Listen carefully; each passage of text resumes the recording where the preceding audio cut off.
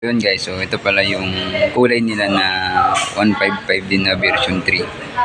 So ito kasi bago ako na pumili ng motor, pinagpipilian ko yung Winner X saka Sniper 155. So doon kasi sa pinagbabasihan ko, bukod sa mas mataas yung CC ng Sniper, so yun ang binili ko. At unang-una napupugian ako sa Sniper dahil eto diniretso nila ng pag-anon, parang binalik nila yung mukha ng Sniper 150 na version 1. So yun yung nagugustuhan ko sa kanya.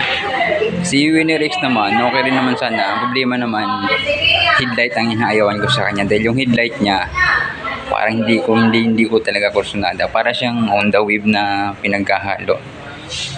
So, pero kung hindi lumabas yung version 4 na 2024 model, so nagwi-Winner X talaga sana ako kasi itong nakapapangitan ko dito, yung pinuputol nila yung harap.